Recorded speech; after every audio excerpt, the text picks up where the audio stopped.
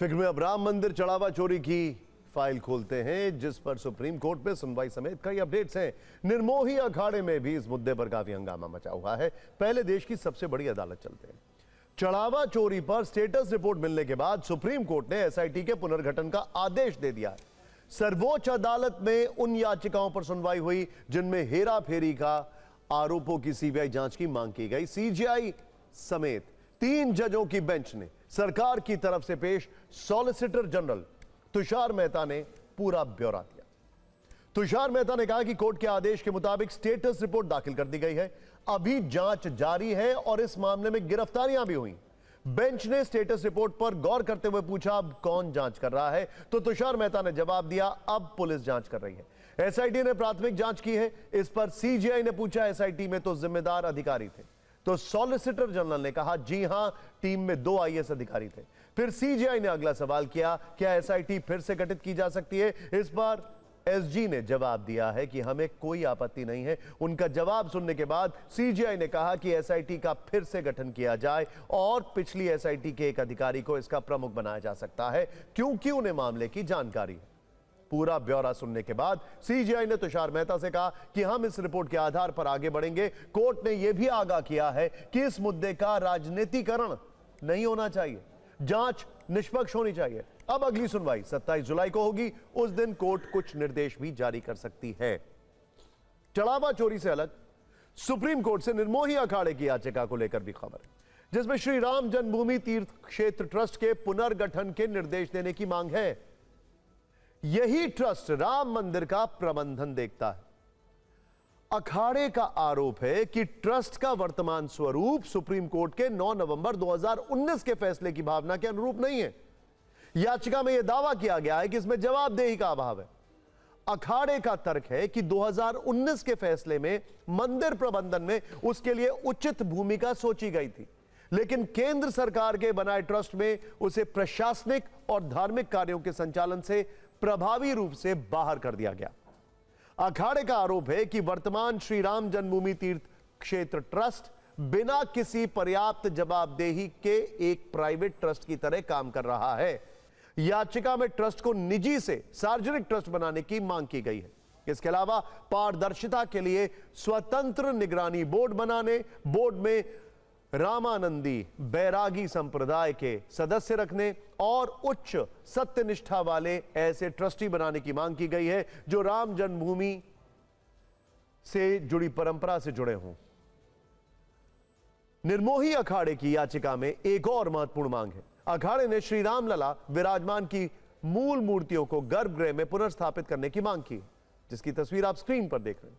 उसका दावा है कि इन मूर्तियों को 5 जनवरी 1950 और 16 फरवरी 1982 को वहां स्थापित किया गया था। अखाड़े का तर्क है कि ट्रस्ट को कानूनन मूल मूर्तियों को हटाकर नई मूर्तियां स्थापित करने का अधिकार नहीं था। अभी आप अपनी स्क्रीन पर वो दोनों मूर्तियां देख रहे हैं जिसे लेकर अखाड़े ने सवाल उठाए। एक तरफ मूल मूर्ति और दूसरी तरफ स्थापित मूर्ति। अखाड़े ने मांग की है कि यदि गर्भगृह में पुनर्स्थापना संभव ना हो तो मूल मूर्तियों को उनकी उचित देखभाल के लिए अखाड़े को सौंप दिया जाए। अखाड़ा को केवल एक पद दिया गया जो ट्रस्ट बॉडी में। हमारी मांग थी कम से कम 3 या 5 लिया जाए।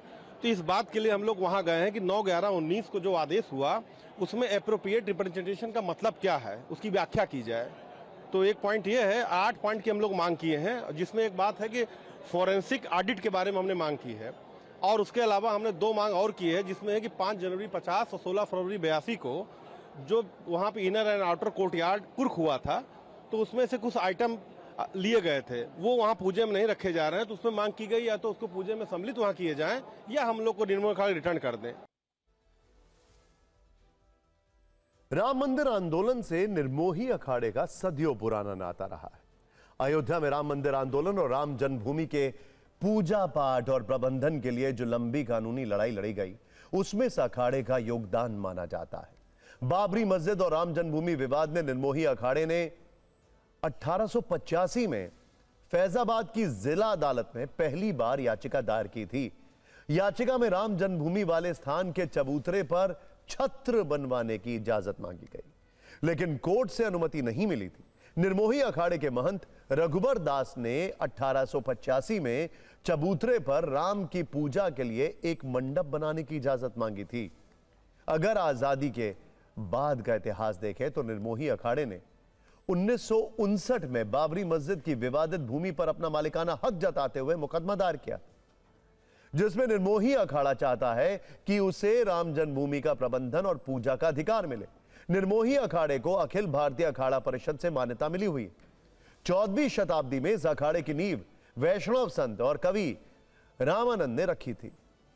निर्मोही अखाड़े से ही एक और अपडेट है जिसका कनेक्शन राम मंदिर ट्रस्ट से जुड़ा है। ट्रस्ट में अखाड़े की तरफ से महंत दिनेंद्र दास प्रतिनिधि हैं।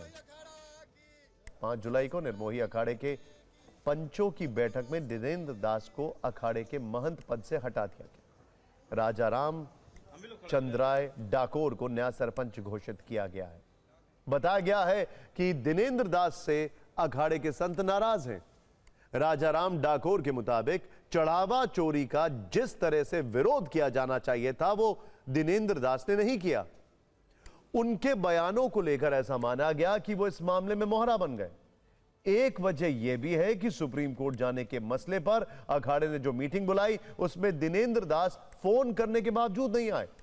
निर्मोही अखाड़ा एक पंचायती अखाड़ा है और जो पंचायत से अलग चलता है उसको हटाने की व्यवस्था बनी हुई है। लिहाजा बैठक में जब वो नहीं आए तो पंचों ने कहा कि उनको बाहर किया जाए। अखाड़े का मानना है कि चढ़ावा चोरी के लिए पूरा ट्रस्ट नैतिक रूप से जिम्मेदार है, यानी उसकी नजर में दिनेंद्र दास भी दागदार है। दिनेंद्र दास को चंपत राय का समर्थक माना जाता है जिन पर सबसे ज्यादा सवाल है। इन सब के बीच दिनेंद्र दास ने भी लिखित बयान जारी किया है।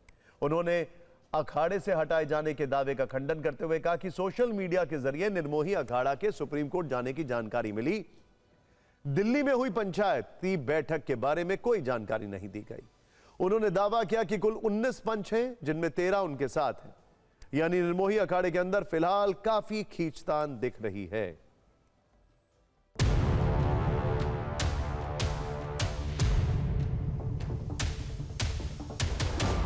ये साजिश ही है। जैसे 5 लोग 13 हमारे हैं ही तो उतना कुछ भी नहीं कर पाएंगे। जब तक 2/3 थोड़ा कुछ कर पाएंगे। मौजूद से 19 पंच हैं, 13 पंच अपने ही हैं। एक विचार विमर्श के लिए उनको बुलाया गया था। ट्रेन से उनका टिकट था दिल्ली का 5 तारीख को। 5 को मैं भी यहाँ आ गया था, लेकिन वो यहाँ नहीं आए। जिस हिसाब से चंपत राय को लेकर सवाल खड़े हुए उसमें वो कहीं न कहीं चंपत राय के साथ खड़े हुए दिखे। हाँ, वो तो स्पष्ट पूरी पब्लिक जो टीवी चैनलों पे उन्होंने जो कहा है वो सभी लोगों ने समझा है। अब आप उनके मोहरे बनते हैं तो एक तरफ समर्थन होगा, एक तरफ विरोध होगा, तो हम लोगों को तो न्यूट्रल रहना चाहिए ना। निर्मोही अखाड़ा एक पंचायती अखाड़ा है और उसमें जो पंचों के नियम के अनुसार चलता है वही पंचायत का व्यक्ति माना जाता है, और जो पंचायत से अलग चलता है उसको हटाने का स्वाभाविक एक व्यवस्था बनती है। हमारे प्रस्ताव में ये भी डाला गया है कि उनकी मेंटली स्थिति ठीक नहीं है, मानसिक स्थिति ठीक नहीं है। वो कभी भी कुछ भी करने लग जाते हैं, कुछ भी बोलने लग जाते हैं और स्वयं नहीं चलते हैं, वो उनको दूसरे लोग चलाते हैं। इस बीच चढ़ावा गिनती व्यवस्था में बड़ा बदलाव किया गया है। अब एसबीआई की निगरानी में 2 पालियों में कैश गिनती की व्यवस्था लागू की गई है। ट्रस्ट ने शोभनाथ मिश्रा को नकदी गिनती का नया प्रभारी नियुक्त किया है। 4 सुपरवाइजर भी तैनात किए गए। वैसे रामधन की लूट पर आज दिन भर कैसे राजनीति हुई यह भी देखना जरूरी है।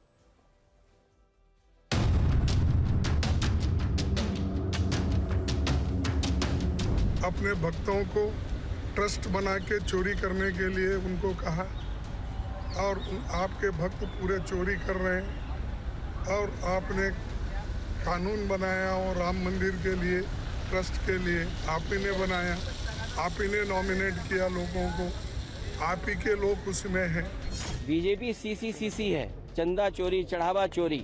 क्या SIT का गठन दिल्ली वालों से पूछ के हुआ था क्या?